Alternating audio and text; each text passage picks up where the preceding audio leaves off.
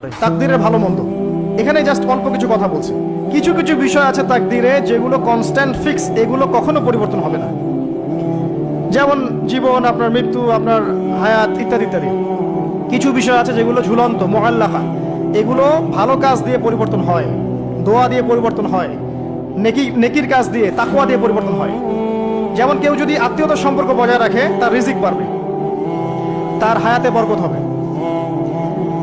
এই যে কোরআনের কথা বললাম, কেউ যদি কোরআন বেশি বেশি তেলাওয়াত করে, কোরআন নিয়ে বেশি বেশি গবেষণা করে, তার হায়াতে রিজিকে বারাকা আসবে। কেউ যদি প্রতিবেশীর খোঁজ খবর নেয়, পিতা মাতার সেবা করে, মা না থাকলে খালার সেবা করে, তারও বারাকা আসবে। কেউ যদি বেশি বেশি দোয়া করতে থাকে, আল্লাহর কাছে প্রচুর দোয়া করে, খালি দোয়া আর দোয়ার উপর থাকে, দেখবেন ও বিপদ আপদে কম পড়বে। আর বিপদ আপদ আসলেও দেখবেন আল্লাহ পাক গায়েবী মাদাতে দেখবেন কোনো না কোনো ভাবে তাকে সেভ করে ফেলছে। কারণ দোয়া দিয়ে তাকদীর পরিবর্তন হতে পারে। আর কিছু বিষয় কনস্ট্যান্ট, এগুলো পরিবর্তন হবে না। এখানে কিছু মানুষ বলেছে তাকদীর বলতে কিচ্ছু নাই, মানুষ যা করবে তাই পাবে। তাকদীর বলতে কিচ্ছু নাই, মানুষ যা কাজ করবে সেটাই মানুষ পাবে, মানে মানুষের কর্মের স্বাধীনতাই চূড়ান্ত। তাকদীর বলতে আসলে কিছু নাই। এদেরকে বলা হয় কাদারিয়া। কি বলা হয়? কাদারিয়া। নবীজি বলেছেন, এরা যদি মারা যায় জানা যায় যাবে না, এরা যদি অসুস্থ হয় দেখতেও যাবে না, এরা হচ্ছে এই উম্মতের মাজুস, অগ্নি পূজারী। এরকম মানুষ আছে তো আমাদের মধ্যে, তাকদীরে বিশ্বাস করে না, মানুষের কর্ম যা তাই হবে। এটা দলিলও আছে আবার কোরআনে, ওয়ালাইসা লিল ইনসানি ইল্লা মা সাআ, মানুষ তার চেষ্টার বাইরে কিছু পাবে না। এটা হচ্ছে গরুর লেজ ছাগলের পিছনে লাগানো, আর ছাগলের লেজ গরুর পিছনে লাগানো, বাতিল কিয়াস, ইবলিসের মতো। আর একদল আছে যারা মনে করে কর্মের স্বাধীনতা বলতে কিচ্ছু নাই, তাকদীরই সব, যা আছে ভাগ্যে তাই হবে। আমার কাজের কোনো স্বাধীনতা নাই, আল্লাহ চাইলে ভালো করতে পারবো, না চাইলে পারবো না। চুরি করছি কেন? আল্লাহ তাকদীরে লিখছিলেন তাই চুরি করছি। জেনা করলাম কেন? ঘুষ খাইলাম কেন? দুর্নীতি কেন করে? আল্লাহ লিখছেন তাকদীরে তাই, আমার তো কিছু করার নাই। ওমর রাদিয়াল্লাহু আনহুর কাছে এরকম একজন ব্যক্তি আসছিলেন, একদিন বলছিলাম, এসে বলছে, আমি তো চুরি করি নাই, আল্লাহ তাকদীরে লিখছেন তাই আমি চোর হয়েছি। ইবনুল খাত্তাব তিনি বললেন যে ঠিক আছে, কোনো সমস্যা নাই, যে আল্লাহ তোমার তাকদীরে লিখেছেন তুমি চুরি করবা, সে আল্লাহ আমার তাকদীরে লিখেছেন আমি তোমার হাত কেটে ফেলবো। এই আর কি। এদেরকে বলা হয় আবার জাবারিয়া। এদের নাম কি? জাবারিয়া। এদেরও দলিল আছে, আম লিল ইনসানি মা তামান্না ফালিল্লাহিল আখিরাতু ওয়াল উলা, মানুষ যা চায় তাই কি সে পাবে? আল্লাহর হাতেই সমস্ত ক্ষমতা। মানে এরা হয়েছে কি, দুইজন দুই দুয়ারে চলে গেছে। এর মাঝখানে ব্যালেন্সটা কি? তাকদীর আল্লাহর হাতে। আল্লাহ পাক তাকদীর লিখেছেন আসমান জমিন সৃষ্টির 50,000 বছর আগে, এরপরে আবার মায়ের গর্ভে যখন রূহ আসে তখনও, তারপরে লাইলাতুল কদরে তাকদীর আবার বাজেট পেশ করা হয়। কিছু বিষয়ে কনস্ট্যান্ট আর কিছু বিষয় আছে মুআল্লাকা, কাজের মাধ্যমে আপনি পরিবর্তন করতে পারবেন। আর নবী সাল্লাল্লাহু আলাইহি ওয়াসাল্লাম বলেছেন সাহাবীদেরকে যে মানুষকে যে ফলাফলের জন্য সৃষ্টি করা হয়েছে, পৃথিবীতে তার কাজ সেরকমই হবে। মানে যাকে আল্লাহ পাক জান্নাতের জন্য সৃষ্টি করেছেন, পৃথিবীতে সে সেরকমই কাজ করতে থাকবে। যাকে আল্লাহ পাক জাহান্নামের জন্য সৃষ্টি করেছেন, বা যার তাকদীরে লেখা আছে সে জাহান্নামে যাবে, পৃথিবীতে তার কাজও তেমনই হবে। সূরা লাইলের মধ্যে দলিল আছে।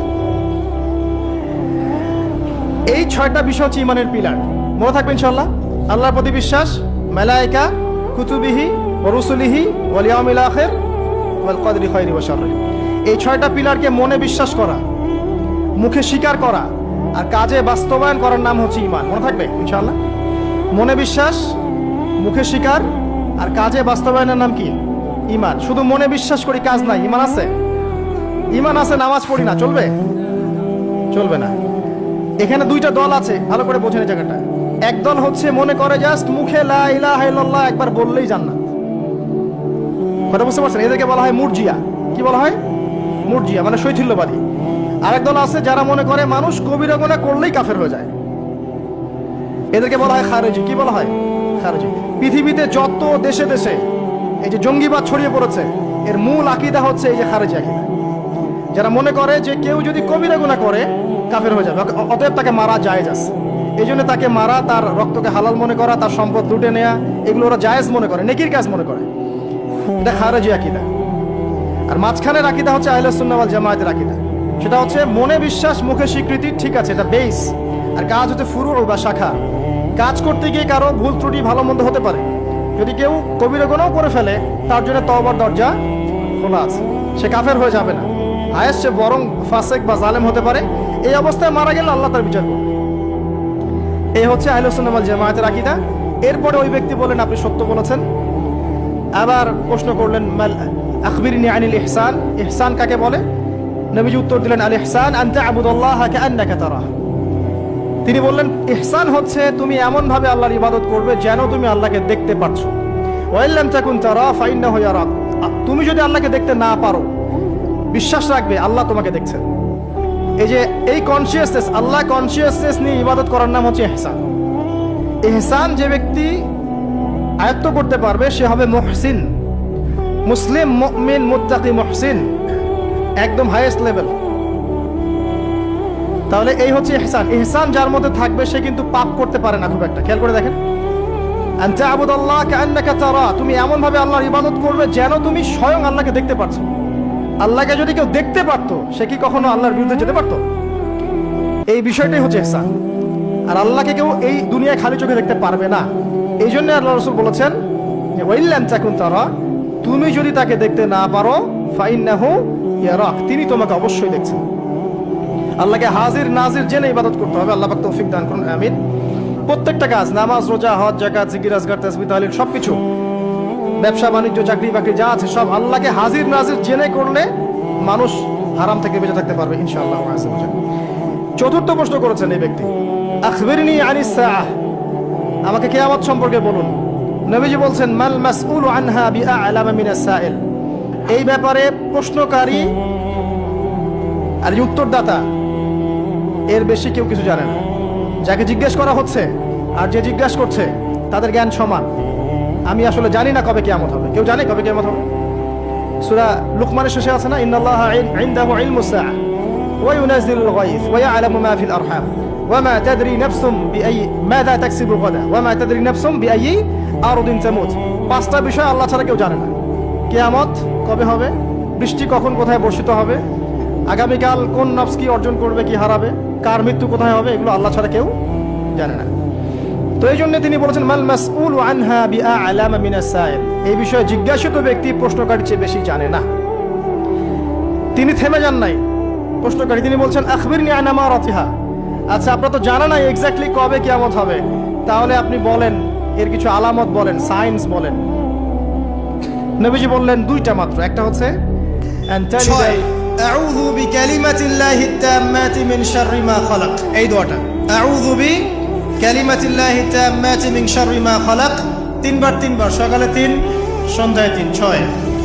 আরো আছে 7, হাসবি আল্লাহ লা ইলাহা ইল্লা হু আলাইহি তাওয়াক্কালতু ওয়া হুয়া রাব্বুল আরশিল আযীম, সকালে সন্ধ্যায় 7 বার করে। কয়বার করে? 7 বার করে। মনে থাকবে না, ভুলে যাবেন, ওই যে রেকর্ডিং দেখে নিয়েন। 7। 8 নাম্বার 3 বার, সকালে 3, রাত্রে 3, রাদিতু বিল্লাহি রাব্বান ওয়া বিল ইসলামি দীনান ওয়া বিমুহাম্মাদিন নাবিয়্যা। 8। 9 দরুদ শরীফ, আল্লাহুম্মা সাল্লি আলা মুহাম্মাদ ওয়া সাল্লিম, এতটুকু, আল্লাহুম্মা সাল্লি আলা মুহাম্মাদ ওয়া সাল্লিম, অথবা আল্লাহুম্মা সাল্লি ওয়া সাল্লিম আলা নবিয়িনা মুহাম্মাদ, সকালে 10, রাত্রে 10। আর একটা হচ্ছে সূরাতুল কাফিরুন। কোন সূরা? সূরা কাফিরুন, রাত্রে বেলা পড়বেন। এছাড়া আরো অনেক আমল আছে যেগুলো এক লেকচারে বলা সম্ভব না। এই আমলগুলো নিয়মিত করলে, এই যে চোখ লাগা বলেন, আর এই বদনজর বলেন, আপনার জিন শয়তানের অনিষ্ট বলেন, বা তাবিজ কবজ বলেন, এই যে বানটোনা বলেন, কবিরাজের তন্ত্র মন্ত্র বলেন, ঠিক আছে, দৃশ্য অদৃশ্যের কোনো অনিষ্ট ইনশাআল্লাহ তাআলা আপনার কোনো অনিষ্ট করতে পারবে না ইনশাআল্লাহ। মনে থাকবে। আর সর্বশেষ কথা হচ্ছে নিজের বাসায় কোরআন তেলাওয়াত বাড়িয়ে দিবেন। সূরা বাকারা, সূরা আলে ইমরান ছাড়বেন না। কোন সূরা? সূরা বাকারা, সূরা আলে ইমরান। সূরা বাকারা, আলে ইমরান যে বাসায় তেলাওয়াত করা হয় শয়তান সেখান থেকে পালিয়ে যাবে ইনশাআল্লাহ। ঠিক আছে? আল্লাহ পাক আমাদের সবাইকে এই আমলগুলোর মধ্য দিয়ে রাতকে এনজয় করার তৌফিক দান করুন, এবং এভাবেই আমাদের জীবনের প্রতিটা রাতকে উপভোগ করার তৌফিক দান করুন। আর একটা দোয়া শিখাই দেই ইনশাআল্লাহ, এই দোয়া করলে রিজিক তো বাড়বেই ইনশাআল্লাহ। আপনার যত ঋণ আছে ইনশাআল্লাহ আল্লাহ পাক শোধ করে দিবেন। বিশ্বাস করলেন না? এই দোয়া শিখাই দিচ্ছি, এজন্য আমাকে হাদিয়া দেওয়া দরকার, স্পেশালি আমাকে এখন হাদিয়া দেওয়া দরকার। এটা গুরুত্বপূর্ণ দোয়া শিখাই দিচ্ছি। আলী রাদিয়াল্লাহু আনহু বলেছেন, কোনো ব্যক্তির যদি পাহাড়ের সমানও ঋণ থাকে, এই দোয়া যদি আমল করে, আল্লাহ পাক ওই ঋণও শোধ করে দিবেন ইনশাআল্লাহ। আর ঋণ কেমন জানেন? ওই যে এখন মানুষ ঋণ নিচ্ছে 1 কোটি টাকা ব্যাংক থেকে, 2 কোটি টাকা ব্যাংক থেকে, হ্যাঁ, কত বছর, 10 বছরের জন্য, 20 বছরের জন্য বাড়ি করছে, তাই না? তার ধারণা এমন যে সে মারা গেলে তার ঋণটা কেউ না কেউ শোধ করে দিবেই দিবে, তাই তো?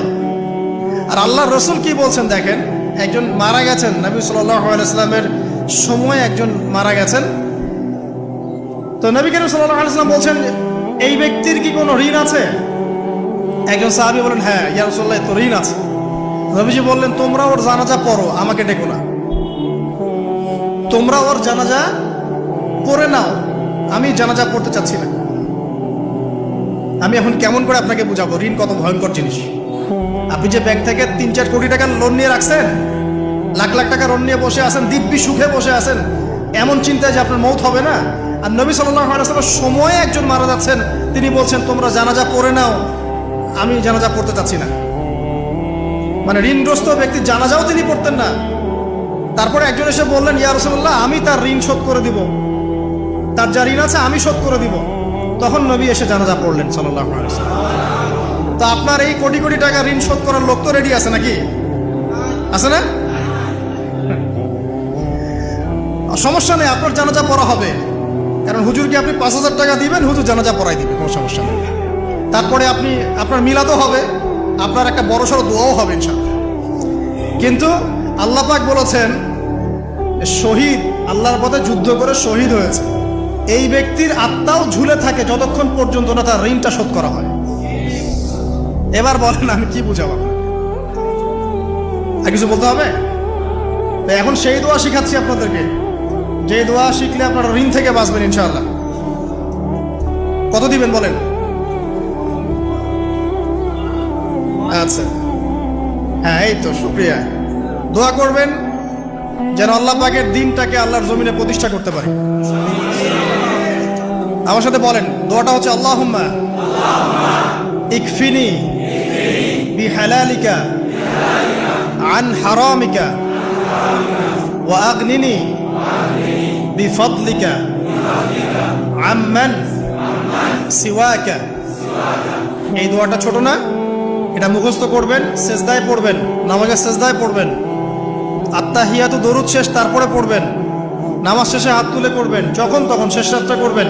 ইনশাআল্লাহ দেখবেন আপনার ঋণ বলতে কিছু থাকবে না ইনশাআল্লাহ। যদি থাকেও, বড় কোনো ঋণ থাকেও, আল্লাহ পাক অন্য কোনো মাধ্যমে এটা শোধ করার ব্যবস্থা করে দিবেন ইনশাআল্লাহ। ইনশাআল্লাহ। এটা কোন সূরা? ইযা ওয়াকাআতিল ওয়াকিয়া, এই সূরাটা যে ব্যক্তি রাতের বেলা পড়বে, একটা বর্ণনা এসেছে যে দারিদ্রতা আপনাকে স্পর্শ করবে না ইনশাআল্লাহ। এই যে সুদ খাচ্ছে কি জন্য? টাকার জন্য তো নাকি? টাকা পয়সা ধন দৌলত করবেন, এই তো আপনার উদ্দেশ্য নাকি? এই জন্যই তো মায়ের সাথে জানা করছেন, তাই তো? আল্লাহ বলছেন সূরা ওয়াকিয়া পড়েন, আপনার দারিদ্রতা দূর হয়ে যাবে ইনশাআল্লাহ। বিশ্বাস হচ্ছে না? রিজিক কার হাতে?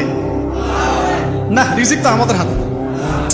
এটা মানুষ বিশ্বাস করে না আসলে, এটা মুখে বলে, মানুষ মুখে বলে রিজিক আল্লাহর হাতে। মানুষ যদি বিশ্বাস করতো রিজিক আল্লাহর হাতে, তাহলে মানুষ কেমন করে সুদ খাবে? ও মনে করছে রিজিক আমার হাতে, আমি যদি খাই সুদ তাহলে আমি গেইন করব, যদি না খাই তাহলে আমি দারিদ্রতায় ভুগবো নাকি? যদি আমি ঘুষ নেই তাহলে আমার উন্নতি হবে অর্থনৈতিক, যদি না নেই তাহলে আমি মরে যাব, না খেয়ে মরে যাব। যদি আমি দুর্নীতি করি তাহলে আমি বাঁচবো, আমার সন্তানরা ভালো থাকবে, যদি না করি আমি দারিদ্রতায় মরে যাব, তাই তো? এই কনসেপ্ট ছাড়া কেউ এগুলা কাজ এমনি করতে পারে নাকি? নিঃসন্দেহে আমরা মনে করি যে রিজিকের মালিক আমরা, আল্লাহ নয়। শুধু মুখের মধ্যে বলি যে রিজিকের মালিক আল্লাহ। রিজিকের মালিক যদি আল্লাহ হতো তাহলে আমি হালাল পথে থাকতাম এবং তাওয়াক্কুল করতাম যে আল্লাহ আমাকে যা রিজিক দিয়েছেন তা তো আসবেই, আসবে না? আসবেই। আমাকে, আপনাকে যদি আল্লাহ পাক, কি বলবো, এটা কোন জেলা? লালমনিরহাট।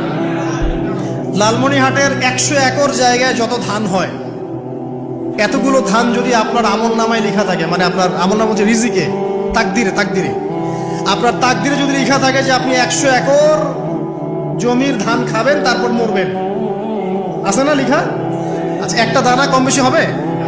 আপনি যদি আল্লাহর প্রতি তাওয়াক্কুলই করেন তাহলে আপনি আল্লাহর পথে থাকবেন, বিশ্বাস করবেন যে আল্লাহ পাক যেটা লিখে রাখছে আমার তাকদিরে রিজিক, এর একটা দানা রেখেও আমি পৃথিবী থেকে যাব না, সিম্পল। তখন আপনার অন্য পথে যাওয়ার কোনো কারণ নাই। আর যখন আপনি বিশ্বাস করবেন না, না এটা আমার হাতে, আমি যত পরিশ্রম করব তত রিজিক বাড়বে, আমি যত ঘুষ নিব তত বাড়বে, যত সুদ খাবো তত বাড়বে, যত দুর্নীতি করবো তত বাড়বে, তখন তো রিজিকের এই পুরো দায়িত্বটা আল্লাহ পাক আপনার হাতে ছেড়ে দিবেন। আল্লাহ পাক আপনাকে কোনো বারাকা দিবেন না। ইয়ামহাকুল্লাহু রিবা ওয়া ইউরবিস সাদাকা।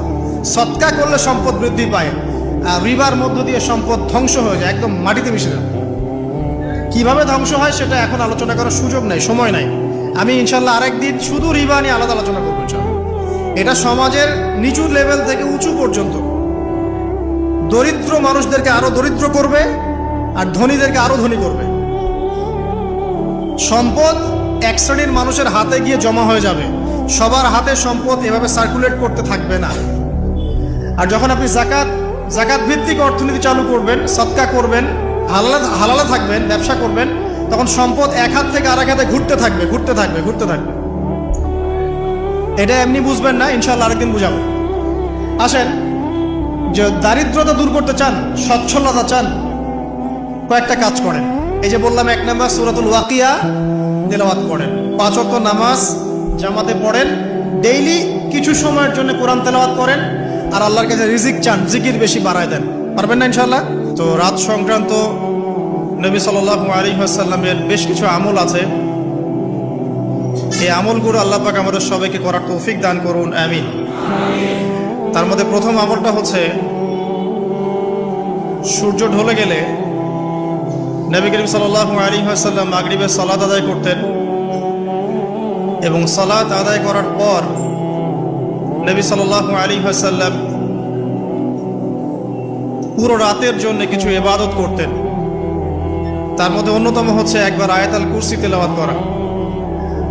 আমাদের মধ্যে আয়াতুল কুরসি সবাই জানি তো? কোন সূরার কত নম্বর আয়াতকে আয়াতুল কুরসি বলে? সূরা বাকারার 255 নম্বর আয়াত। মাশাআল্লাহ। আয়াতুল কুরসির ব্যাপক ফজিলত আছে। যে ব্যক্তি প্রত্যেক ফরজ নামাজের পর, প্রত্যেক ফরজ সালাতের পরে যে ব্যক্তি আয়াতুল কুরসি তেলাওয়াত করবে, নবী করিম সাল্লাল্লাহু আলাইহি ওয়াসাল্লাম বলেছেন, সেই ব্যক্তির জান্নাতে যাওয়ার জন্য শুধু এতটুকু বাধা, সেটা হলো তার মউত। তার মৃত্যু হয়ে গেলেই ইনশাআল্লাহ সে জান্নাতে চলে যাবে। রাতের বেলা ঘুমানোর সময়ও আয়াতুল কুরসি তেলাওয়াত করতে হয়। এই হাদিসের রাবি হচ্ছেন আবু হুরায়রা রাদিয়াল্লাহু তাআলা আনহু, যাকে নবী সাল্লাল্লাহু আলাইহি ওয়াসাল্লাম গনিমতের মাল পাহারা দেওয়ার দায়িত্ব দিয়েছিলেন। তো প্রথম রাতে আবু হুরায়রা রাদিয়াল্লাহু আনহু লক্ষ্য করলেন যে মাল চুরি করার জন্য একজন এসেছে। তিনি চোরকে ধরলেন। চোর খুব অনুনয় বিনয় করলো যে আমার অবস্থা খুব খারাপ, খুব দরিদ্র, আমাকে ছেড়ে দাও। আবু হুরায়রা রাদিয়াল্লাহু আনহু তাকে ছেড়ে দিলেন। পরের রাতে সেই চোর আরো একবার আসলো, তিনি আবার তাকে ধরলেন, আবারও ছেড়ে দিলেন। তৃতীয় রাতে তিনি তাকে ধরলেন এবং বললেন, এবার তোমাকে আমি ছাড়বো না। তখন সেই ব্যক্তি, বিখ্যাত সাহাবী আবু হুরায়রা রাদিয়াল্লাহু আনহুকে বলছেন যে আমি তোমাকে বিশেষ একটা আমল শিখিয়ে দিব, যে আমলটা করলে পরে রাতের বেলা শয়তান তোমার নিকটবর্তী হবে না।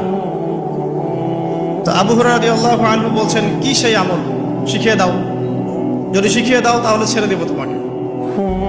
তখন সেই ব্যক্তি বলছে যে রাতের বেলা কেউ যদি আয়াতুল কুরসি তেলাওয়াত করে ঘুমানোর সময়, সেই ব্যক্তির ধার কাছেও শয়তান আসবে না ইনশাআল্লাহ, এবং আল্লাহ পাকের পক্ষ থেকে একজন ফেরেশতা তাকে পাহারা দিবে ইনশাআল্লাহ। তো রাসূলুল্লাহ সাল্লাল্লাহু আলাইহি ওয়াসাল্লাম পরের দিন ফজরের নামাজে আবু হুরায়রা রাদিয়াল্লাহু আনহুকে দেখে মুচকি মুচকি হাসছেন যে তোমার রাতের সাথীর কি খবর। কারণ ওহীর মাধ্যমে নবী সাল্লাল্লাহু আলাইহি ওয়াসাল্লাম আগেই জেনেছেন কি হয়েছে গত রাতে। এটাই আল্লাহ পাকের ওয়াহী, যেটা কোনো বিজ্ঞান যুক্তি দর্শনের ব্যাখ্যায় আসবে না। আসবে না। তো আবু হুরায়রা রাদিয়াল্লাহু আনহু বলছেন যে আমি তো ইয়া রাসূলুল্লাহ তাকে ছেড়ে দিয়েছিলাম, পরে আবার এসেছে, আবার ধরেছি, আবার ছেড়ে দিয়েছি, আবার এসেছে। এবার ছাড়বো না পণ করেছিলাম, কিন্তু এবার সে আমাকে একটা আমল শিখিয়ে দিয়েছিল, তো এই আমল শেখানোর বদৌলতে আমি ওকে ছেড়ে দিয়েছি। কি আমল? রাতের বেলা আয়াতুল কুরসি তেলাওয়াত করলে শয়তান নিকটবর্তী হবে না, এবং রাতের বেলা একজন ফেরেশতা আল্লাহর পক্ষ থেকে ওই ব্যক্তিকে পাহারা দিবে ইনশাআল্লাহ। তো রাসূলুল্লাহ সাল্লাল্লাহু আলাইহি ওয়াসাল্লাম বলছেন এই কথা শুনে যে তোমার কাছে এসেছিল সে হচ্ছে ইবলিস, শয়তান। সে যতগুলো কথা বলে তার বেশিরভাগ কথাই সে মিথ্যা বলে, তবে এই কথাটা সে সত্য বলেছে। তার মানে আয়াতুল কুরসির ফজিলত কে জানিয়ে দিল? তাহলে জ্ঞান যদি সত্য হয়, জ্ঞানটা যদি সত্য হয়, মানে আল্লাহ এবং তার রাসূলের দলিল থাকে সেখানে, তো সেই সত্য জ্ঞানটা নেয়ার ব্যাপারে কোনো প্রতিবন্ধকতা থাকবে না। যে কোনো ব্যক্তি এমন কোনো কথা বলুক যেটা কোরআন এবং সুন্নাহর সাথে মিলে গেছে, এই কথা নিতে কি কোনো আপত্তি আছে? নাই। আর যে কোনো ব্যক্তি যত বড় আলেম হোক আর স্কলার হোক আর বুদ্ধিজীবী হোক না কেন, তার কথা যদি কোরআন সুন্নাহর সাথে না মেলে, সেই কথা কি আমরা গ্রহণ করব? এই সহজ কথাটা মেনে নিলে কিন্তু মুসলিমদের মাঝে কোনো ইখতিলাফ থাকে না। তারপরেও হয়তো কিছু মতপার্থক্য থাকবে, সেটা ইসলামের সৌন্দর্য, সেটা ইসলামের সৌন্দর্য। যেমন আপনি ফজরের আগে বেতরের নামাজ পড়ছেন, তাহাজ্জুদের নামাজ পড়ে বেতরের নামাজ পড়ছেন, তারপরে 2 রাকাত সুন্নত পড়ছেন, তারপরে ফরজ পড়ছেন, ঠিক আছে? এই আমলটা নবী সাল্লাল্লাহু আলাইহি ওয়াসাল্লাম কর্তৃক স্বীকৃত এবং সুন্নাহ। এখন কেউ যদি ঘুমানোর আগেই বেতের নামাজ পড়ে ফেলে, ঘুমানোর আগেই সে বেতের নামাজ পড়ে ফেলে, শেষ রাত্রে যদি নফল নামাজ পড়ার সুযোগ হয় পড়লো, পরে সুন্নত পড়ে ফজরের 2 রাকাত ফরজ পড়লো, তার আমল কি বাতিল? তো বেতরের নামাজ ঘুমানোর আগে পড়লেও চলে, শেষ রাত্রে পড়লেও চলে। ইসলামের এটা সৌন্দর্য না? সৌন্দর্য। মনে করেন যে আপনি জোহরের আগে, ফরজ নামাজের আগে 4 রাকাত সুন্নত পড়লেন, পড়েন না? আচ্ছা, এটা হাদিস থেকে প্রমাণিত তো? আচ্ছা, কেউ যদি 2 রাকাত সুন্নত পড়ে হবে না? হবে না? এটার হাদিস নাই? আচ্ছা, তাহলে এটা সৌন্দর্য না? এটা সৌন্দর্য। কখন এটা আমল করলেন, কখন ওইটা আমল করলেন। আচ্ছা, এরকম বলতে গেলে রাত শেষ হয়ে যাবে আসলে। মানে অসংখ্য আমল আছে যেগুলো ইসলামের সৌন্দর্য। রাসূলুল্লাহ সাল্লাল্লাহু আলাইহি ওয়াসাল্লাম সাহাবায়ে কেরামের যুগে এভাবেই সাহাবীরা আমল করেছে। আর এখন কি হয়েছে, আমরা যে হাতির 7 কানার হাতি দেখার গল্প আছে না, কেউ বলেছে হাতি হচ্ছে খাম্বার মতো, কেউ বলেছে কুলার মতো। আসলে পুরো হাতি সম্পর্কে এদের কারোই ধারণা ছিল না। আমাদের সমস্যা হচ্ছে আমরা ইসলামের অংশ বিশেষকে ফলো করি, এর বাইরে কিছু পেলে আমরা মনে করি সেটা আর ইসলামে নাই। তাই হয় না? আমি যতটুকু জানি বুঝি এতটুকু আমল করি, এর বাইরে যদি কোনো দলিল থাকেও সেটা মানার ব্যাপারে আমাদের আগ্রহ থাকে না। তখনই কিন্তু ইসলামকে নিয়ে আমরা এই যে দলীয়করণে চলে যাই, আর আস্তে আস্তে মুসলিম উম্মার ঐক্যটা নষ্ট হয়। ঐক্য নষ্ট হতে হতে আজকে কি অবস্থাটা দেখতেই পাচ্ছি। তো আগে ওই জায়গাটা শেষ করি। নবী করিম সাল্লাল্লাহু আলাইহি ওয়াসাল্লাম রাতের বেলা এই আমলটা করতেন। কি করতেন? আয়াতুল কুরসি তেলাওয়াত করতেন। আরেকটা গুরুত্বপূর্ণ আমল, সেটা হচ্ছে সূরা বাকারার শেষের 3টা আয়াত তেলাওয়াত করতেন। কয়টা আয়াত? কোন কোন হাদিসে আছে 2টা আয়াত। এই যে 3টা আয়াত কোন হাদিসে, আবার কোন হাদিসে 2টা আয়াত। কেউ যদি 2টা পড়ে তার আমল কি বাতিল হবে? আর যদি কেউ 3টা পড়ে আরো ভালো, উত্তম। ঠিক আছে, তো শেষের 3টা আয়াত হচ্ছে লিল্লাহি মা ফিস সামাওয়াতি, এখান থেকে নিয়ে ফানসুরনা আলাল কওমিল কাফিরিন পর্যন্ত। নবী সাল্লাল্লাহু আলাইহি ওয়াসাল্লাম বলেছেন রাতের বেলা কেউ যদি এই আমলটুকু করে, শুধু এতটুকুই পড়ে, সূরা বাকারার শেষের 3টা আয়াত বা 2টো আয়াত, সারা রাতের জন্য যথেষ্ট হয়ে যাবে ইনশাআল্লাহ। মানে সারা রাত নফল পড়লে যে নেকি হইতো, আপনার এই আমলটা করলে সে নেকি হয়ে যাবে ইনশাআল্লাহ। এবং আরেকটা ব্যাখ্যা হচ্ছে সারা রাতের দৃশ্য অদৃশ্যের যে ক্ষতি আছে, দৃশ্য অদৃশ্যের অনেক ক্ষতি আছে, এগুলো এখনকার সায়েন্স বিশ্বাস করে না। আর সায়েন্স বিশ্বাস করে না বলে যে আমরা বিশ্বাস করবো না এমনটাও নাই। ঠিক আছে, নবী সাল্লাল্লাহু আলাইহি ওয়াসাল্লাম বলেছেন রাতের বেলা তোমরা বাচ্চাদেরকে সন্ধ্যাবেলা ছেড়ে দিও না, সন্ধ্যাবেলা বাচ্চাদেরকে ছেড়ে দিও না, আগে ভালো করে সন্ধ্যাটা হয়ে যাক, যদি ছাড়তে হয় তারপর ছেড়ো। তারপর রাতের রাত যখন গভীর হবে তখন তোমরা এলোপাথালি ঘোরাফেরা করো না, রাস্তাঘাটে বনে জঙ্গলে ঘোরাফেরা করো না, কারণ এই সময় এমন কিছু মাখলুককে আল্লাহ পাক ছেড়ে দেন যাদেরকে তোমরা দেখো না। এখন বিজ্ঞান যেটা প্রমাণ করতে পারে নাই, এটা কি বিজ্ঞানের ব্যর্থতা না ইসলামের ব্যর্থতা? যদি বৈজ্ঞানিকভাবে আপনি প্রমাণ করতে না পারেন তাহলে সেটার কোনো অস্তিত্ব নাই। এই কথাটাকে ডাহা মিথ্যা কথা। যদি মুমিন হতে চান তাহলে এই কথার উপরে এসে ইসলাম কবুল করতে হবে। যদি মুমিন মুসলিম হতে চান এই কনসেপ্টটার ঊর্ধ্বে এসে ইসলাম কবুল করতে হবে। আল্লাহ রব্বুল আলামিন এবং তার রাসূল যা বলেছেন সেটাই চূড়ান্ত সত্য, সেটা আমরা প্রমাণ করতে পারি বা না পারি, এটাকে অন্ধভাবেই বিশ্বাস করতে হবে। এটাই হচ্ছে একটা মৌলবাদী কনসেপ্ট। আর এভাবে ইসলামের মৌলিক বিষয়গুলোকে না মানলে কেউ মুসলিমই হবে না। কথা কি বুঝতে পারছেন? আচ্ছা, তিনি বলছেন রাতের বেলা এমন কিছু মাখলুক বের হয় যাদেরকে তোমরা দেখো না। দুষ্ট জিন বের হয়। কি বের হয়? জিন জাতি নাই পৃথিবীতে?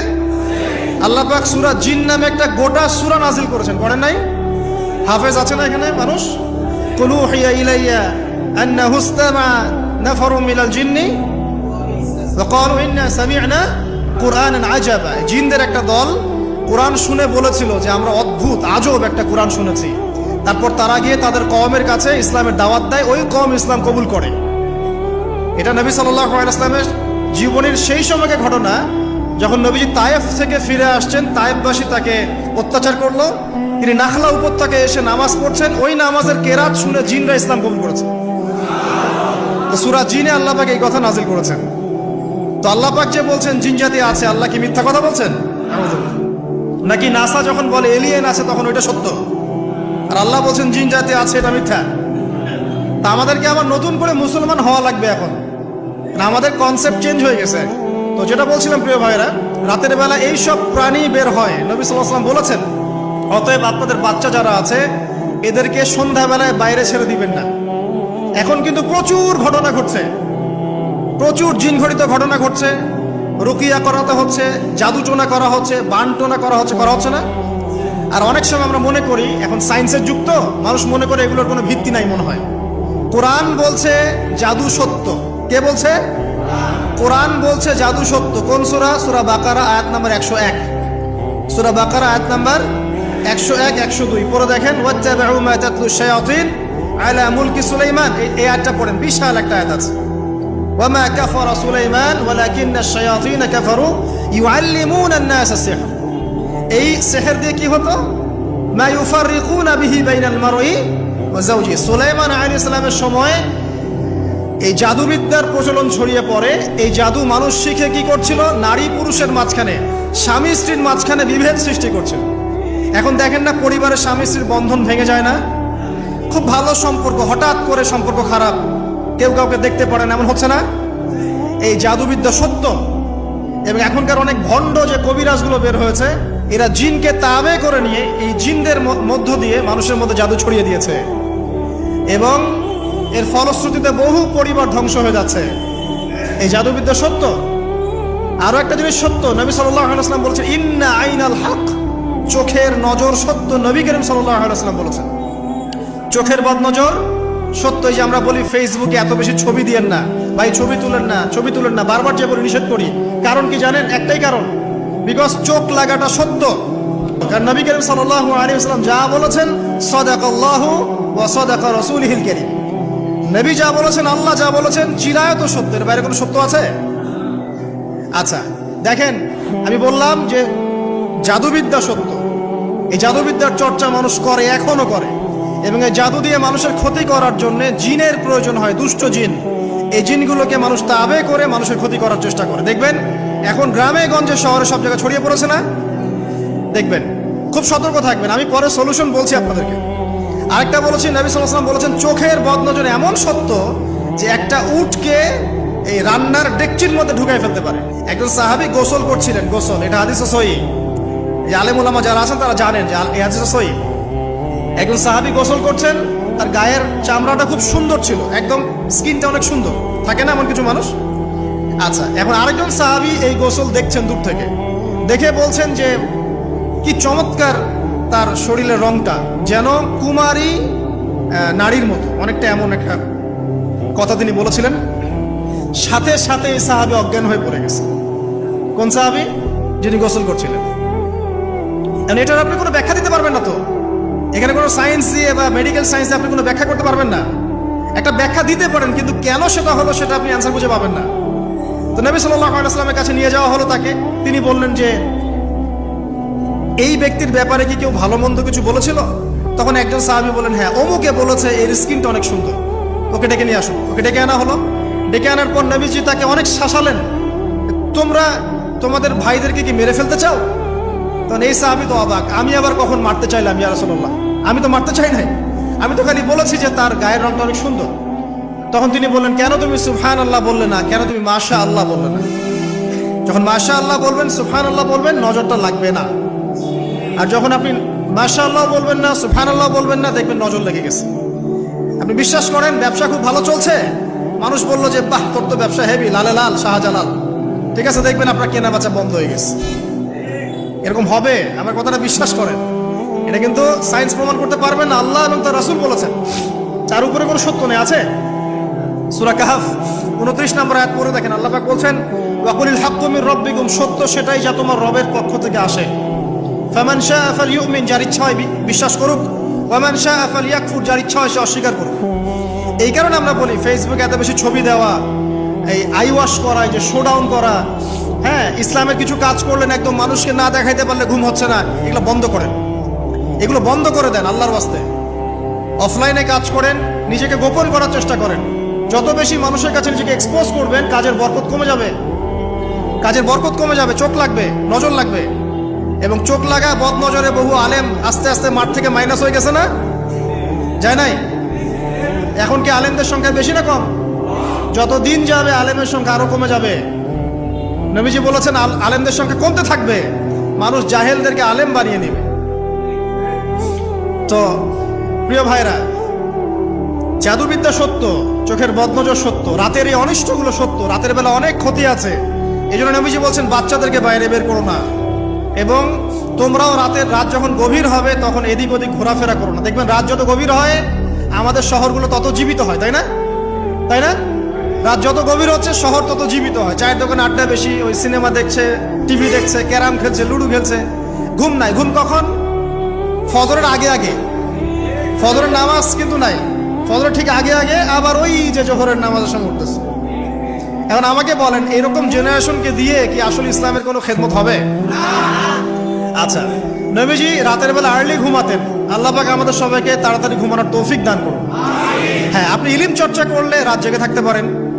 আপনি যদি জ্ঞান চর্চা করেন রাত জাগতে পারেন। আপনি কোনো গবেষণা করছেন, নামাজ পড়ছেন বা কোরআন হিফজ করছেন, আপনি রাতের আর্লি উঠবেন, এটা আলাদা বিষয়।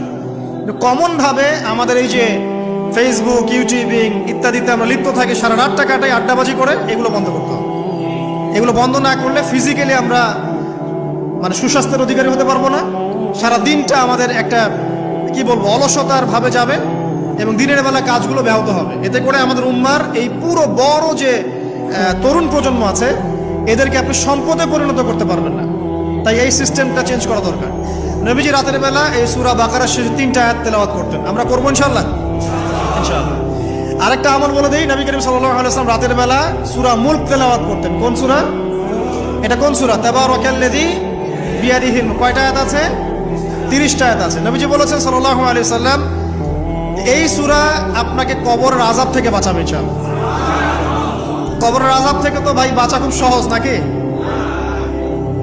আমাদের মধ্যে এমন কেউ নাই, শোনেন, আমাদের মধ্যে এমন কেউ নাই, আলেম জালেম, মুফতি মুহাদ্দিস, রাজনৈতিক নেতা, পলিটিশিয়ান, বিরোধী দল, তারপরে যে সরকার দল, যে আছে না কেন, কবরের শাস্তি ফেস করবেন এমন একটা মানুষ নাই,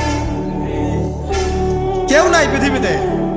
এই যে আপনি দেখছেন ওই যে কি ইসরায়েলের প্রধানমন্ত্রী, ওই রাশিয়ার প্রধানমন্ত্রী, ওই চায়নার সভ্যতা, পশ্চিমা সভ্যতা, এমন কেউ নাই পৃথিবীতে এখন যাকে কবরের শাস্তি ভোগ করতে হবে না। আছে? আর আমাদের তো ভাই কবরে সবাই সাথে যাবে না, গার্লফ্রেন্ড যাবে না, বাপ মা ভাই বোন সবাই যাবে না। একজন ব্যক্তি সুদ খাচ্ছে, জিজ্ঞাসা করে দেখেন কেন খায়, বলবে তার সন্তানের জন্য খায়, তার বউয়ের জন্য খায়, তার বাবাকে দেখতে হবে তাই খায়, তাই না? একজন ব্যক্তি ঘুষ খায়, বলবে আমার পরিবারের জন্য খাই। একজন দুর্নীতি করছে, পুকুর চুরি করছে, বলবে দুর্নীতি করছে আমার পরিবারের জন্য খাই, পরিবার ভালো থাকবে। সবার একই এক্সকিউজ, যে পরিবার যেন ভালো থাকে। আমার সন্তানরা যেন ভালো থাকে, আগামী প্রজন্মের জন্য কিছু রেখে যেতে পারি, তাই না? এরকম একটা মানুষও কি আপনার সাথে কবরে যাবে? আর এই বোকা মানুষ কেন বোঝে না যে আপনার কবরে আপনাকেই যেতে হবে? তাহলে আপনি কি কারণে, অন্যের কারণে নিজের পরকাল নষ্ট করছেন? অন্যের সুখের জন্য আপনি আপনার পরকাল নষ্ট করছেন। সুদ খাচ্ছেন, দিব্যি মায়ের সাথে জেনা করছেন। আপনাদের এলাকায় নাকি সুদের সমস্যা অনেক বেশি। কয়েকটা হাদিস বলে দেই, আমি ওদেরকে আক্রমণ করতে আসি না, আমি শুধু তাদেরকে 3টা হাদিস শোনাতে এসেছি। 1 নম্বর হাদিস শোনেন। আল্লাহর নবী মুহাম্মদ সাল্লাল্লাহু আলাইহি ওয়াসাল্লাম বলেছেন, সুদের পাপের 73টা শাখা আছে। কয়টা? কোন হাদিসে 70টাও আছে, কোন হাদিসে 73টা আছে।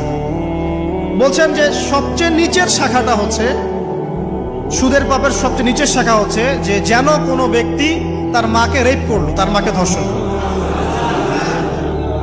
1 দিরহাম যে ব্যক্তি সুদ খায়, সহিহ বুখারীতে আরেকটা হাদিস এসেছে, সে যেন 36টা মেয়েকে ধর্ষণ করলো। চ্যালেঞ্জ করবেন? নবীজি বলেছেন, 1টা দিরহাম যে ব্যক্তি সুদ খায়, দিরহাম মানে কি? রৌপ্য মুদ্রা। এটা এখন দেখতে পারবেন না, জাদুঘরে আছে, কাগজের মানি সব। এক সময় ছিল দিরহাম। কি ছিল? ওই যে বিখ্যাত একজন খলিফা ছিলেন হারুনুর রশিদ, নাম শুনেছেন? বলা হয় যে হারুনুর রশিদ আব্বাসী খলিফাতের সময় ছিলেন উনি। বলা হয় যে উনি প্রতিদিন 1000 দিরহাম মানুষকে দান করতেন, আর দৈনিক 100 রাকাত নফল নামাজ পড়তেন। ওই যে দিরহাম মানে একটা রৌপ্য মুদ্রা। তো 1 দিরহাম যে ব্যক্তি সুদ খায়, বলা হচ্ছে যে সে ব্যক্তি যেন 36টা মেয়েকে ধর্ষণ করলো বা 36 বার জেনা করলো। আরেকটা হাদিসে এসেছে, এটা কোরআনেও আছে, হাদিসে তো আছেই, কোরআনেও আছে। কি সেটা? আল্লাহ পাক বলছেন, ইয়া আইয়ুহাল্লাযীনা আমানু, হে মুমিনগণ, ইত্তাকুল্লাহ, তোমরা আল্লাহকে ভয় করো।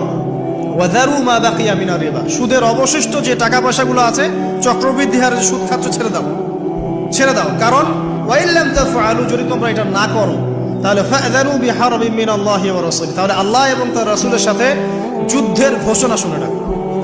এই যে সুদের পাপের সবচেয়ে উঁচু শাখাটা হচ্ছে এটা। সবচেয়ে উঁচু শাখা হচ্ছে যে ব্যক্তি সুদ খাচ্ছে, যে দিচ্ছে, যে লিখে রাখছে এবং যে সাক্ষী থাকছে, 4 জনকে নবীজি বলেছেন সমান পাপী, এবং প্রতি দিরহামে এরা 36 বার করে ধর্ষণের পাপ লেখা হচ্ছে। এখন আমি বলি, একটা ব্যক্তি যদি আপনাদের এলাকায় পাওয়া যায়, একজন ব্যক্তি বা একজন ছেলে হোক আর মেয়ে হোক, একটা ব্যক্তি পাওয়া যায় যে ব্যক্তি নিয়মিত জেনা করে, আপনি তাকে কিভাবে ট্রিট করবেন? আপনি কি তাকে সম্মান করবেন? তাকে সালাম দিবেন? তার বাসায় গিয়ে খাবেন? সে যদি আপনাকে দাওয়াত করে খাওয়ায়, খাবেন? একটা মেয়ে যদি একবার জেনা করে, আপনি তার সাথে এরকম করবেন? আর আপনি প্রতিদিন সুদ খাচ্ছেন, প্রতিদিন জেনা করছেন, কিন্তু আপনার কোনো ফিলিংস নাই। ফিলিংস নাই কেন আমি সেটা বলি। ফিলিংস নাই কেন সেটা আমি বলছি আপনাকে। ফিলিংস নাই এই কারণে যে আপনার এই দেহটার ভিতরে একটা আত্মা আছে, রূহ আছে না? একটা কলব বলে একটা কথা আছে না? এই কলবটা আপনার মরে গেছে, জীবিত নেই। আপনার দেহের মধ্যে কোনো কলব নাই, বা কলব থাকলেও সেটা মুর্দা, এটা জিন্দা না। এটা জিন্দা হবে কোথায়? আল্লাহওয়ালা মানুষের কাছে যান, গিয়ে দেখবেন তিনি আপনাকে মৌতের কথা স্মরণ করাবে, কোরআন ধরাই দিবে, জিকির ধরাই দিবে, নামাজ ধরাই দিবে। আস্তে আস্তে দেখবেন আপনার কলবটা আবার জিন্দা হবে। এই মৃত কলব নিয়ে আপনাকে নসিহত করে আমারও কোনো লাভ নাই। আমি যে নসিহত করছি আসলে কোনো লাভ নাই, কারণ আপনার কলবটা মৃত। আগে কলবটা জিন্দা করতে হবে। কলব জিন্দা হবে 2টা কাজ, মাত্র 2টা কাজ। 1, বেশি বেশি কোরআন তেলাওয়াত। পারা যাবে ইনশাআল্লাহ? আল্লাহ আমাকে তৌফিক দেখ, আপনাদেরকে তৌফিক দেখ। আরেকটা হচ্ছে 2, বেশি বেশি আল্লাহর জিকির। বেশি বেশি আল্লাহর জিকির, চলতে ফিরতে সুবহানাল্লাহ, আলহামদুলিল্লাহ, আল্লাহু আকবার, লা ইলাহা ইল্লাল্লাহ, লা হাওলা ওয়ালা কুওয়াতা ইল্লা বিল্লাহ, হাসবুনাল্লাহু ওয়া নি'মাল ওয়াকিল, মানে চলতে ফিরতে, আস্তাগফিরুল্লাহ ওয়া আতুবু ইলাইহি। ঠিক আছে? যত জিকির জানেন চলতে ফিরতে করতে থাকেন, কলব জিন্দা হবে ইনশাআল্লাহ। কলব জিন্দা না হলে নসিহত ঢুকে না ভিতরে। এই যে আপনি একটা কথা শুনছেন, আপনি নসিহত গ্রহণ করছেন, আরেক ভাই শুনছে, গ্রহণ করছে না। কারণ কি জানেন? আপনার কলবটা জিন্দা, তার কলবটা মুর্দা। এতটুকু পারবেন। হ্যাঁ, কোরআন সুন্নাহ সবার কাছে আছে না?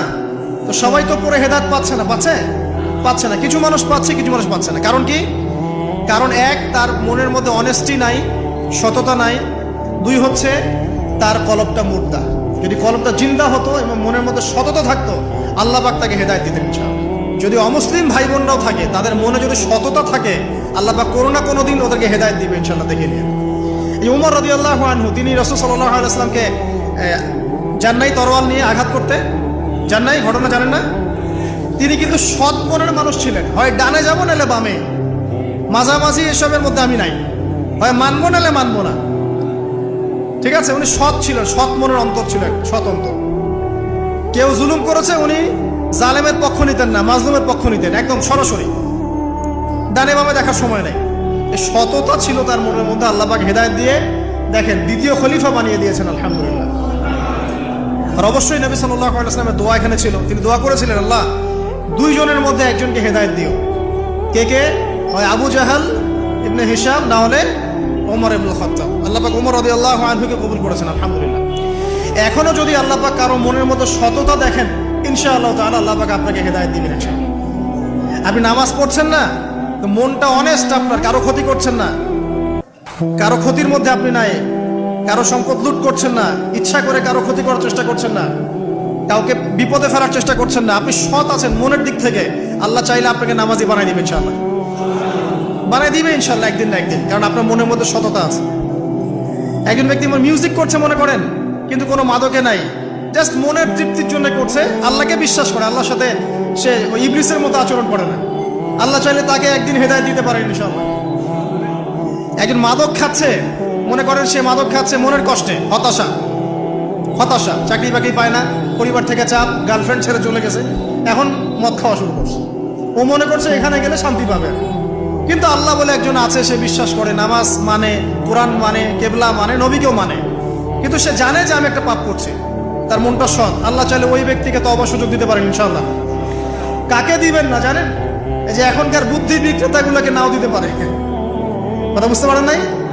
যারা জানে যে কোরআন সত্য, যারা জানে যে হাদিস সত্য, যারা জানে ইসলামী চূড়ান্ত ধর্ম, যারা জানে সত্য মিথ্যার চূড়ান্ত মানদণ্ড আল্লাহর ওহী, তারপরেও দুনিয়ার স্বার্থে, পলিটিক্যাল স্বার্থে, সমাজের স্বার্থে সে ইসলামের বিরোধিতা করছে, আল্লাহ পাক এদেরকে হেদায়েত দিবেন না। এত সহজ না, মনটা সৎ হতে হয় আগে। যারা জানে যে কোরআন সুন্নাহ একদম সত্য, চিরায়ত সত্য, তারপরেও এর বিরোধিতা করছে, আল্লাহ পাক আবা ওয়াস্তাকবার, এদেরকে হেদায়েত দেন। আল্লাহ পাক বলেছেন কোরআনে যে সবাইকে আমি হেদায়েত দিব না, সবাইকে দিব না, বরং বেশিরভাগকেই দিব না। কলিলুম মিন ইবাদিয়াশ শাকুর, আমার শুকরগুজার বান্দা হবে খুবই অল্প, খুবই অল্প। আবার এই উম্মতের মধ্যে আবার ৭৩ দল, তার মধ্যে এক দল জান্নাতে যাচ্ছে, তাই না? মান আলাইহি ওয়া আসহাবি, আমি যার উপরে আছি, আমার সাহাবীরা যার উপরে আছে। আল্লাহ পাক আমাদের সবাইকে একটা সৎ হৃদয়ে লালন করার তৌফিক দান করুন। যেটা জানি না হয়তো আমল করতে পারছি না, জেনেছি কোরআনে আছে, জেনেছি হাদিসে আছে, জেনেছি এটা ইসলাম, মানবো ইনশাআল্লাহ। এটা আমার বুঝে আসুক বা না আসুক, আমি বুঝে আসুক বা না আসুক। আর জানছি এটা অন্যায়, এটা অশ্লীলতা, এটা পাপাচার, এটা নাজায়েজ, কোরআন সুন্নাহর মানদণ্ডে এটা চলে না, বাস চলে না, কোরআন সুন্নাহ চলে না, আমিও মানবো না, সিম্পল। আর কোরআন সুন্নাহ চলে না, কেউ যদি জোর করে মানায়, তখন কি করব? তখন হাতটা তুলবেন শেষ রাত্রে হাতটা তুলে বলবেন, আল্লাহুম্মা ইন্না নাজআলুকা ফি নুহুরিহিম ওয়া নাউযু বিকা মিন শুরুরিহিম। আল্লাহ, আমি তোমাকে এই শত্রুদের সামনে দাঁড় করায় দিলাম, তুমি এখন বুঝো। কথা বুঝতে পারেন নাই? আপনি আল্লাহকে বলবেন, আল্লাহ আমরা তোমাকে ইসলামের বিরোধী শক্তি আর মুসলিমদের মাঝখানে দাঁড় করায় দিলাম, তুমি এদের সাথে বোঝাপড়া করো। আল্লাহ, আমার ক্ষমতা নাই। আল্লাহ পাক পারবেন না? আল্লাহ দুর্বল নাকি? অথবা বলবেন, আল্লাহুম্মা কফিনিহিম বিমা শি'তা, আল্লাহ যেভাবে ইচ্ছা তুমি এদের বিরুদ্ধে আমার জন্য যথেষ্ট হয়ে যাও। এই দোয়াটা কে করছিল? কে বলতে পারবেন? সূরা বুরুজ পড়েছেন? সূরা বুরুজ একটা বালকের কথা আছে না? ওই বালককে যে তীর মারা হলো, ওই বালককে মারা হয়, বালক মরে না, পাহাড় থেকে ফেলে দেয় মরে না, সমুদ্রে ফেলে দেয় মরে না। পরে বালক বলল যে একটা কাজ করেন, রাজাকে বলছে একটা কাজ করেন, সব জনগণকে মাঠে জড়ো করেন, তারপরে একটা তীর নেন, নিয়ে বলেন যে বিসমিল্লাহি রব্বি হাযাল গোলাম, এই বালকের রবের নামে আমি তীর ছুড়লাম, এটা বলেন, আমি মারা যাব। এই বালক নিজের জীবনটা উৎসর্গ করলো এভাবে। তখন ওই স্বৈরাচারী শাসক সে কি করলো? ওই তীরটা বের করে বলছে বিসমিল্লাহি রব্বি হাযাল গোলাম, বলে তীর ছুড়লো, বালকটা মারা গেল, বালকটা শহীদ হয়ে গেল। এবং এই দৃশ্য দেখে সমস্ত এলাকার মানুষ বুঝলো যে আসলে এই রাজা আল্লাহ নয়, এর উপরে একজন আল্লাহ আছে, যার নামে তীর ছুড়লে সে মরছে। তখন এই সবগুলো লোক মুসলিম হয়ে যায়। তারপর ওই রাজা কি করেছে? এই সবাইকে আগুনে ফেলে দিয়েছিল। পড়ে দেখেন, তাফসীর ইবনে কাসির পড়েন, জালালাইল পড়েন, এই যে মারিফুল কোরআন পড়েন। মারিফুল কোরআন নাই বাসায়? মারিফুল কোরআন পড়েন। ওখানে দেখেন সবাইকে আগুনে ফেলে দিয়েছে, শেষমেশ একজন মা আর তার কোলে একটা বাচ্চা। তো মা এখন লাফ দিতে ভয় পাচ্ছে, বাচ্চা আছে কোলে। ঠিক সেই মুহূর্তে ওই বাচ্চা কথা বলে উঠেছে। সে বাচ্চা বলেছে, হে আম্মা, তুমি লাফ দাও, ভয় পেও না, যে আগুন তুমি দেখছো এর নিচে জান্নাত আছে। ইতিহাসে 3 জন শিশু কথা বলেছে, দুগ্ধপোষ্য শিশু, তার মধ্যে এই বাচ্চাটা একজন। আরেকজনকে কে বলতে পারবেন? ঈসা ইবনে মারইয়াম, তিনি কথা বলেছেন না? কথা বলেছেন। তো আল্লাহ পাক চাইলে এটা করতে পারেন না? এমনকার বিজ্ঞান বলবে যে একটা বাচ্চা কথা বলতে পারে, 2 মাসের বাচ্চা? তার মানে আল্লাহ ভুল, বিজ্ঞান সত্য? না বিজ্ঞান ভুল, আল্লাহ সত্য? কোনটা? আপনাদের আকীদা ঠিক করেন। এক কথা, কোরআন সুন্নায় যা আছে এর বাইরে সত্যের কোনো উৎস নাই। আছে? নাই। দ্বিতীয় কথা হচ্ছে, হ্যাঁ, কোরআন সুন্নাহর সাথে যাই মিলে যাক না কেন, যে কোনো দর্শন, যে কোনো মতবাদ, যে কোনো থিওরি, যে কোনো স্কুল অফ থট মানতে কোনো আপত্তি আছে? নাই। আর কোরআন সুন্নাহর সাথে যা মিলবে না, মানবো? মানবো না। আর মানবো না বললে কি আমরা আক্রমণ করতে যাব? না। আমরা কি করব? আমরা আমাদের মতবাদটা প্রচার করব। ধর্মে কি বাড়াবাড়ি আছে? জোর করে মুসলিম বানাতে হবে? হবে না। আমরা ইসলামের দাওয়াতটাকে যুগোপযোগীভাবে বিজ্ঞান দিয়ে, দর্শন দিয়ে, দলিল প্রমাণ দিয়ে মানুষের সামনে উপস্থাপন করব। যারা গ্রহণ করার করবে, যারা করার না করার করবে না। লাকুম দীনুকুম ওয়ালিয়া দিন, তোমাদের দিন তোমাদের, আমার দিন আমাদের। আল্লাহ নবীকে আল্লাহ পাক বলেছেন, ফাযাক্কির ইন্নামা আনতা মুযাক্কির, তুমি উপদেশ দাও, তুমি শুধুমাত্র উপদেশদাতা। লাস্তা আলাইহিম বিমুসাইতির, তুমি কারো প্রতি দারোগা নও। জোর করে চাপিয়ে দিতে হবে না, ইসলাম দিতে হবে? হবে না। আল্লাহ পাক আমাদের সবাইকে পরিপূর্ণ ইসলাম পালন করার তৌফিক দান করুন, আমিন। অনেক গভীরে চলে আসছি, আসেন আবার রাতে চলে আসি। রাতটা কিভাবে এনজয় করতে হয় এটাই আমাদের আজকের লেকচারের টপিক। মানে আমরা কিন্তু জীবনটাকে অনেক বোর মনে করছি না? এই যে ব্যবসা বাণিজ্য, চাকরি বাকরি, বিবি বাচ্চা, পরিবার, অনেক অনেক যন্ত্রণা নাকি, অনেক সমস্যাই না? কিন্তু আল্লাহ পাক ইসলাম দিয়েছেন কিন্তু জীবনটা উপভোগ করার জন্য। কি জন্যে? উপভোগ করার জন্য। আমরা আগে ভাবতাম আল্লাহ পাক ইসলাম আসলে কি জন্য দিলেন মানব জাতির? উত্তর হচ্ছে 3টা। 1, ইহকালীন সাফল্য, 1। 2, পরকালের মুক্তি। আর 3 হচ্ছে আপনার জীবনটাকে উপভোগ করার জন্য। আপনি জীবনটাকে ইসলাম দিয়ে যেভাবে উপভোগ করতে পারবেন, অন্য কোনো বিষয় দিয়ে পারবেন না। পারবেন? পারবেন না। আসেন দেখেন কিভাবে। রাতটা নিয়ে কথা বলি। এই যে রাত হয়ে গেল, আমরা আয়াতুল কুরসি পড়ব, আমরা সূরা বাকারার শেষ 3 আয়াত পড়ব, সূরা মুলক পড়ব। ওয়া মান ইয়াত্তাকিল্লাহ ইয়াজআল লাহু মাখরাজা, আল্লাহ পাককে যে ভয় করবে আল্লাহ পাক তার জন্য রাস্তা খুলে দিবেন ইনশাআল্লাহ। ওয়া ইয়ারযুকুহু মিন হাইথু লা ইয়াহতাসিব, এবং এমন উৎস থেকে আল্লাহ পাক রিজিক দিবেন যেটা সে কল্পনাও করতে পারে না। এটা আল্লাহ পাক তাওয়াক্কুল রাখেন। জাস্ট ওই ইসমাঈল আলাইহিস সালামের মায়ের মতো, হাজরা আলাইহিস সালাম ইব্রাহিম আলাইহিস সালামকে বলছেন, আপনি আমাকে এখানে ছেড়ে যাচ্ছেন কি জন্য? ইব্রাহিম বলছেন, আল্লাহর আদেশে। তখন তিনি বলছেন, তাহলে আল্লাহ আমাকে ফেলে দিবেন ইনশাআল্লাহ। সেই মায়ের গর্ভ থেকে ইসমাইলের মতো সন্তানের জন্ম হলো, যেই সন্তানকে বাবা বলছে যে আমি তোমাকে জবাই করছি, স্বপ্নে দেখেছি, ফানজুর মাযা তারা, তোমার রায় কি? সে বলছে, ইয়া আবাতি ফাআল মা তু'মার, আপনাকে যে আদেশ করা হয়েছে আপনি সেটাই করেন। সাতাজিদুনি ইনশাআল্লাহু মিনাস সাবিরিন, ইনশাআল্লাহ আপনি আমাকে ধৈর্যশীল পাবেন। দেখেন কোন মায়ের গর্ভ থেকে কোন সন্তান। তাকে কি বাবা মানুষ করেছিলেন? না, তাকে তার মা মানুষ করেছেন। তো ওই রকম তাওয়াক্কুলকারিনী হাজরা আলাইহিস সালামের মতো মা যদি ঘরে ঘরে থাকে, বোন আর স্ত্রী ঘরে ঘরে থাকে, তখন ইসমাইলি প্রজন্ম আসবে ইনশাআল্লাহ। আর আমাদের মতো এই যে এখন দেখছেন না কি হচ্ছে, মারামারি, কাপড় খোলা, কাপড় ছোট, ব্লাউজ সারাসারি, কি চলছে মাশাআল্লাহ। মানে কি যে চলছে ভাই জগতে এখন, বলতেও গাগিনগিন করে, ভাবতেও গাগিনগিন করে। কিছু মানে কিছু নসিহত করব, এটাতেও মন থেকে একটা বাধা চলে আসে, আসলে কি করব, কি বলবো। মানে একটা বিষয় থাকে না যে পরিস্থিতি এমন খারাপ যে কথা বলার ভাষ্য থাকে না এমন একটা, যে আপনি হতবাক হয়ে গেছেন, বাকরুদ্ধ, আর কি বলবেন। এখন এই বাকরুদ্ধ হওয়ার সময় চলতেছে, বাকরুদ্ধ হওয়ার সময়। মানে বলার আর কি নাই, কিছু নাই, কি বলবেন। আস্তে আস্তে কাপড় খুলতে খুলতে খুলতে খুলতে খুলতে খুলতে এখন বিকিনি পরে ঘুরতে চায়। ওটা কি লজ্জাশীলতার পরিচয় হলো? ওইটুকুই বা পড়ার কি দরকার? আশ্চর্য একটা বিষয়। মানুষকে দেখেন, মেয়েরা কলেজে পড়তে গিয়ে মেয়েরা কি করতেছে এখন দেখেন। কলেজে পড়তে গিয়ে মেয়েরা কি করতেছে দেখেন, আর আপনি আপনার মেয়েকে কলেজে ওখানে পড়তে পাঠাচ্ছেন, ওখানে হোস্টেলে রাখছেন, যেখানে একটা মেয়েকে নবী সাল্লাল্লাহু আলাইহি ওয়াসাল্লাম মাহরাম ছাড়া সফর করতে নিষেধ করছেন, সেখানে আপনি আপনার মেয়েকে কোন শিক্ষায় শিক্ষিত করার জন্য রাতের পর রাত সেখানে কাটাচ্ছেন? তারা নিজেরাই বলছে যে মেয়েদেরকে ফোর্সফুলি যৌন কাজে বাধ্য করা হচ্ছে। মানে ইজ্জত চলে যায়, যাক ভাই আমার সার্টিফিকেট চাই, বিষয়টার নাকি ইজ্জত যাক, কতজন আমার সাথে কি করে করুক, বাট আমার একটা সার্টিফিকেট চাই, একটা অনার্সের একটা মাস্টার্সের সার্টিফিকেট চাই। এটা দিয়ে আমি বিসিএস ক্যাডার হব, এটা দিয়ে আমি প্রাইমারি স্কুলের টিচার হব, এটা দিয়ে আমি জাতি গঠন করবো নাকি? পরে এরাই তো আপনার ঘরে বউ হিসেবে আসবে। মানে আপনার কি অবস্থা?